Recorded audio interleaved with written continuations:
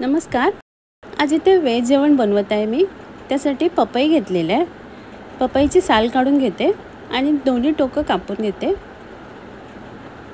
आणि पपईचे 2 तुकडे करून त्यातल्या बिया काढून टाकून देते आणि अशा प्रकारे मोठे तुकडे करून कुकरमध्ये पाणी घालून 1 शिट्टी लावून पपई शिजवून घेते. पपई शिजून थंड झालेले आहे. आता कापून घेते.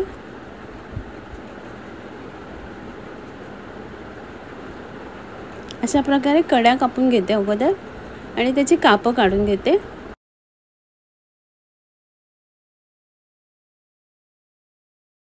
कापं कापून घेतलेले आहेत आणि उरलेलेचे बारीक तुकडे करून घेते. कढईत तेल घेतलेले आहे. त्यात फोडणीला राई घालते. बारीक चिरलेला कांदा, कढीपत्ता आणि हिरवी मिरची परतून घेते. कांदा नरम झाल्यावर थोडीशी हळद घालून मिक्स करून घेते आणि बारीक कापून ठेवलेला पपई घालून परतून घेते. चवीप्रमाणे मीठ घालून पुन्हा एकदा परतून घेते. कोथिंबीर घालते. थोडंसं पाणी घालते.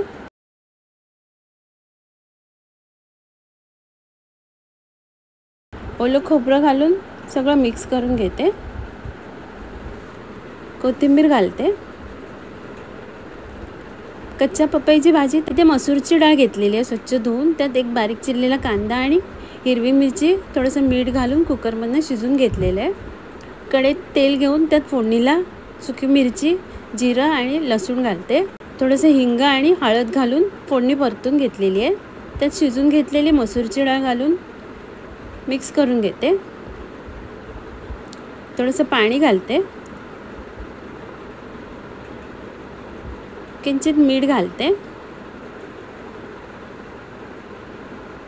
आणि मसूरच्या डाळीच्या वरणाला उकळी काढून घेते.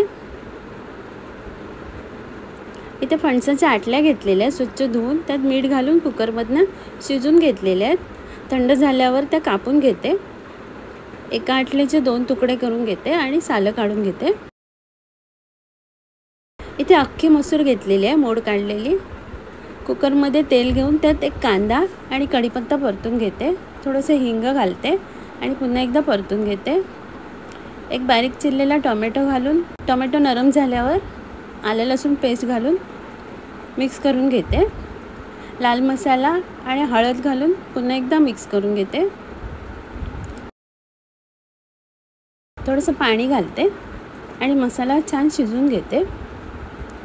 शिजवून घेतलेल्या फणसाच्या आटल्या घालते आणि मोड काढलेली मसूर घालते आणि मिक्स करून घेते.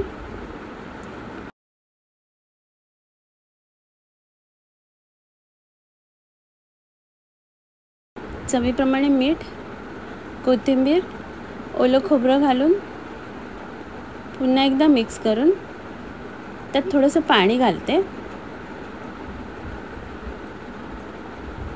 आणि झाकण लावून 2 शिट्ट्या काढून घेते. 2 शिट्ट्या काढून झालेल्या आहे. कुकर थंड झालेलं आहे. आता झाकण उघडून भाजी शिजली का बघते. मसूर शिजलेली आहे. वरून कोथिंबीर घालते. मिक्स करून घेते. मोड आलेल्या मसूरची सुकी भाजी तयार आहे. ते पपईची कापं घेतलेली आहेत. त्यात तांदळाचं पीठ, लाल मिरची पावडर, हळद, मीठ, कोथिंबीर आणि लिंबाचा रस, थोडंसं पाणी घालून पेस्ट करून घेते आणि पपईच्या कापांना लावून घेते.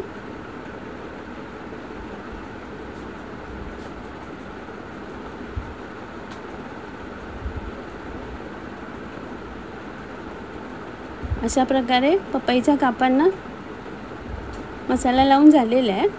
पॅनमध्ये तेल गरम केलेले आहे. त्यात कापं फ्राय करायला ठेवते.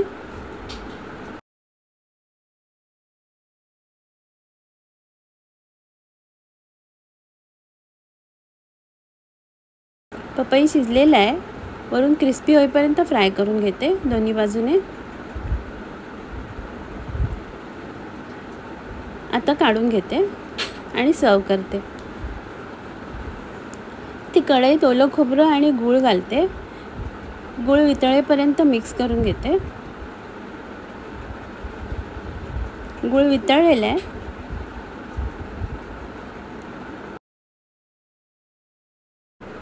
इथे अर्धा वाटी तांदूळ आणि अर्धा वाटी चण्याची डाळ घेऊन पाण्याने स्वच्छ धुवून घेतलेली आहे. त्यात किंचित मीठ घालून कुकरमध्ये शिजवून घेते. शिजून घेतलेलं तांदूळ आणि चण्याची डाळ घालते आणि गूळ आणि खोबऱ्यामध्ये मिक्स करून घेते.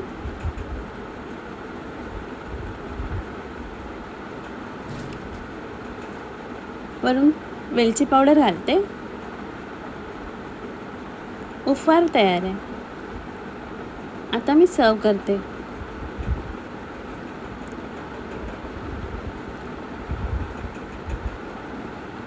आजचा व्हिडिओ पाहिल्याबद्दल खूप खूप धन्यवाद.